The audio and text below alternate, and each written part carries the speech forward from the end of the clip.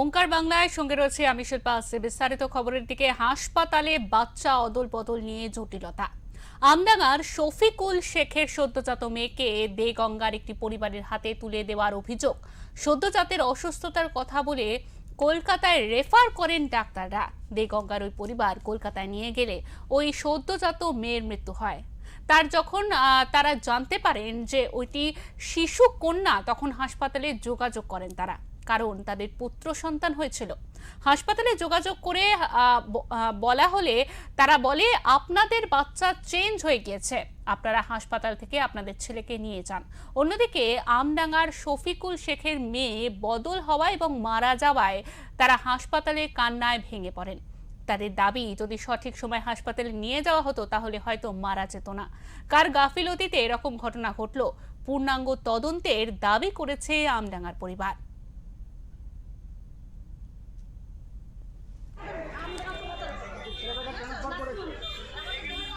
আমি এটা শুনলাম যে এরকম একটা ইনসিডেন্স হয়েছে, যে সেটা যদিও দুর্ভাগ্যজনক একটা ইনসিডেন্স, যে এখান থেকে হসপিটালে বাচ্চা যে রেফার হয়েছিল বিসি রয়ে, সেখানে একটা কিছু পার্টির কমপ্লেন হচ্ছে যে বাচ্চা পাল্টে গেছে, সেরকমই একটা কমপ্লেন। তো আমরা অ্যাজ সুন অ্যাজ আমরা এইটা জানতে পেরেছি, আমি অলরেডি তো এখানে একটা কমিটি অলরেডি তৈরি করে দিয়েছি 3 সদস্যের, সার্জারি এইচওডি এবং ফরেন্সিক মেডিসিন এইচওডি এবং নার্স এনএস যিনি চার্জে আছেন আজকে, তার দিয়ে কমিটি তৈরি করেছি।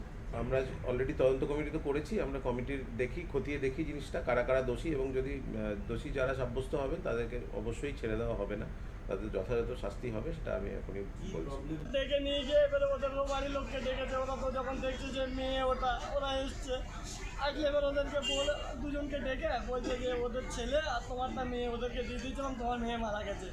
দিয়ে আমাকে বোঝাচ্ছে আমি একা ছিলাম। সকাল পর্যন্ত কি আপনার ওই ছেলে বাচ্চাটা আপনার বউয়ের কাছে ছিল? আমার বাড়ির লোক আরো অবস্থা খারাপ। আপনি যে বাচ্চাটাকে নিলেন, হ্যাঁ, সে বাচ্চাটা কোথায়? বাচ্চাটা এখানে ছিল, এখান থেকে ট্রান্সফার করে দিয়েছিল, আইসি রুমে ছিল। আইসি রুম থেকে এরা রেফার লিখেছে ফুলবাগান মানে ওদেরকে দিয়ে দিয়েছে বাচ্চাটা, রেফার লিখেছে ওদের নামে, আর ওদের বাচ্চা আমার নামে রেখে দিয়ে ওদের বাচ্চার ডিটেলস আমাকে বলছে, আর আমার বাচ্চার ডিটেলস ওদেরকে বলছে। বলে ওরা এসছে, ওরা যখন দেখছে মেয়ে, ওরা এবারে মেয়েকে হিরোট দিচ্ছে, ওদের ছেলে ওরা নিয়ে নেবে, ঠিক আছে। কিন্তু আমার মেয়েটা মারা গেল একটু লেটের কারণে।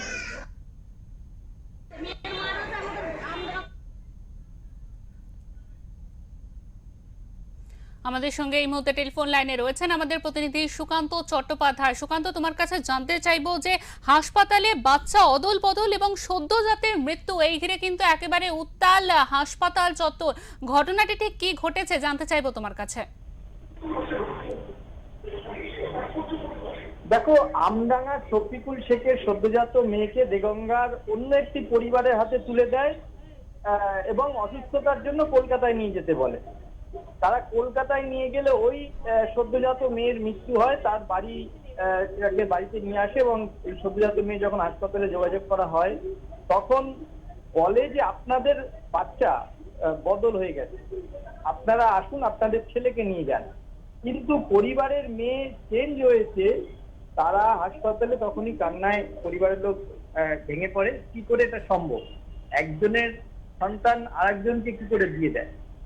এইটা যেমন আছে, তেমন এই ঘটনার পরিপ্রেক্ষিতে বারাসাত মেডিকেল কলেজ হাসপাতালের যিনি এমএসভিপি অভিজিৎ দাস, তিনি এই পরিবারের যে থানায় যে অভিযোগ দায়ের হয়েছে তার ভিত্তিতে একটি 3 সদস্যের কমিটি গঠন করে দিয়েছেন, এবং যারা এই ঘটনার সঙ্গে যুক্ত, দোষী যে নার্স বা যারা দায়িত্ব কর্তব্যরত হাসপাতাল কর্মী রয়েছেন, তাদের চিহ্নিত করে শাস্তি কিন্তু দেবেন, এমনটাই কিন্তু অভিজিৎ শাহ জানিয়েছে। এই ঘটনা আজকে শুধু এখন নয়, এর আগেও শত শিশু চুরির ঘটনা ঘটেছে।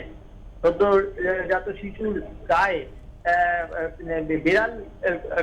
বেড়ালের কামড়, সেরকমও ঘটনা ঘটেছে বারাসাত হাসপাতালের প্রস্তুতি। অর্থাৎ এই যে মেডিকেল কলেজ হাসপাতালে উন্নতি হওয়ার পর এত বিল্ডিং হয়েছে, এত হয়েছে, কিন্তু এই যে পরিষেবার ক্ষেত্রে কিন্তু সেই তলানিতে পড়ে রয়েছে বারাসাত জেলা হাসপাতালে। তুমি জানো, কিছুদিন আগে একটি ঘটনা ঘটেছিল জানুয়ারি মাসের শেষের দিকে। তখন তৎকালীন মুখ্যমন্ত্রী মমতা বন্দ্যোপাধ্যায়ের একটি সভা সেরে যখন তিনি ফিরছেন কলকাতায়, তখন মৃতের বাড়ির লোকরা তারা রাস্তা অবরোধ করে তৎকালীন মুখ্যমন্ত্রী মমতা বন্দ্যোপাধ্যায়কে এই হাসপাতাল সম্পর্কে অবহিত করেন। কিন্তু তারপরেও কিন্তু কোনো বদল নেই। এই হাসপাতালে যে পুরাতন যে কর্মীরা রয়েছে তাদেরও অভিযোগ রয়েছে, নতুন যারা নিয়োগ হয়েছেন তাদের নিয়েও অনেক অভিযোগ রয়েছে যে সরকারি সমস্ত জিনিস থাকতেও তারা কিন্তু পরিষেবা পান না।